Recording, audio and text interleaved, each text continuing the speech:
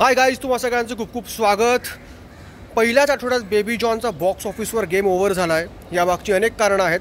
सगळ्यात महत्त्वाचं म्हणजे थलापती विजयचा स्टारडम आणि थेरी हा सिनेमा तब्बल 10 ते 15 करोड लोकांनी यूट्यूबवर बघितला आहे.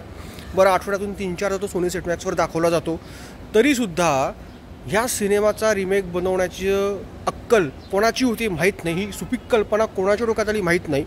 कारण हे वर्ष जर का बघितलं तर अनेक रिमेक फ्लॉप झाले ना. हो, तुमचा सर्फिरा आपटला, तुमचा तो कार्तिक आर्यनचा शेजादा आपटला, तुमचा तो सेल्फी आपटला. कारण ऑलरेडी आता OTT प्लॅटफॉर्मचं जाळं विस्तारत असल्यामुळे हे सगळे साऊथचे पिक्चर, तेलुगू, तमिळ, मल्याळम, कन्नड भाषांमधले पिक्चर विविध माध्यमांवर हिंदीमध्ये ऑलरेडी आहेत. प्लस यूट्यूबवरती पण मोठ्या संख्येने हे पिक्चर बघितले जातात. प्लस कुठे ना कुठे TV वर स्क्रीन होतात. मग अशा परिस्थितीत तुम्ही एका सुपरहिट चित्रपटाचा कसं काय रिमेक करताय? बरं, काय केलं याच्यात जास्त काही विशेष केलं नाही आहे. चित्रपटाला फ्रेश ट्रीटमेंट देण्याचा प्रयत्न करण्यात आला. जेव्हा सिनेमाची स्टार्ट झाली पहिल्या 2-3 मिनिटात वाटतं की बरंच काहीतरी वेगळं सिनेमात बघायला मिळणार आहे, पण नाही, थिमलाईन त्यांनी बदलली. पण 99.99% सिनेमा फक्त कॉपी पेस्ट केला आहे. बरं, कॅलिस हा अटलीचा बरीच वर्षांपासून त्याचा सहाय्यक राहिलेला आहे.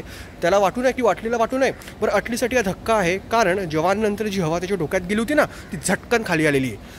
कारण ज्या पद्धतीने बेबी जॉन बॉक्स ऑफिसवर आपटला आहे, हा धक्का पचवणं कोणालाही लवकर जमणार नाही. आणि सगळ्यात महत्त्वाचं वरुण धवनने प्रयत्न खूप केला होता पिक्चरमध्ये, खूप इमानदारीने प्रयत्न केला होता. पण मुळातच तुमच्याकडे आडातच नाही तर पोरात कुठून येणार. त्यामुळे वरुण धवनसाठी पण हा धक्का आहे. मुळात वरुण धवनने हा पिक्चर स्वीकारला कोणत्या बेसवर ना, बॉलिवूड खतम यार, तुम्ही नका करू असं काय, नका करू. म्हणजे तो आता बेबी जॉनसोबतच तो कुठला मार्को पिक्चर आला होता. बेबी जॉन तिसऱ्या दिवशीच फेलियर झाल्यामुळे चौथ्या दिवसापासून मार्कोचं थिएटर वाढत गेलं. आणि कंडिशन अशी आहे की ह्या विकेंडला मार्कोचे 80% थिएटर, 80% स्क्रीन वाढलेत. तो संताप होतो, कारण बॉलिवूड क्रिसमसचा चांगला वेळ त्यांनी सोडली आहे. आणि एक वाह्यात पिक्चर प्रेक्षकांच्या माथी मारल्याबरोबर ज्यांनी थेरी बघितला नसेल ते वन टाईम हा पिक्चर बघू शकतात. पण नाही, बघितलेला पिक्चर तुम्ही परत तोच कॉपी पेस्ट करताय ना, मग कशाला पैसे 70-80 करोड कशाला वाया घालवताय? तुम्ही कॉन्टेंटवर भर द्या ना. त्यामुळेच बेबी जॉनच्या फेलियरचं हेच सगळ्यात मोठं कारण आहे की एक ऑलमोस्ट सगळ्यांनी बघितलेला पिक्चर तुम्ही जेव्हा रिमेक करता ना, तेव्हा काय परिस्थिती होते हे बेबी जॉनकडे बघून शिकलं पाहिजे. आणि सगळ्यात महत्त्वाचं, इथून पुढे पण अनेक रिमेक होणार आहेत. अनेक रिमेकांची अनाऊन्समेंट झालेली आहे. तर त्या निर्मात्यांनी तरी यातून धडा घ्यावा.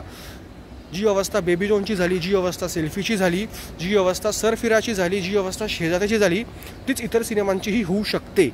त्यामुळे बॉलिवूडवाल्यांनो व्हेरी सावरा, नाही तर सगळं बंद करून काय म्हणतात ते तीर्थयात्रेला जायची वेळ तुमच्यावर.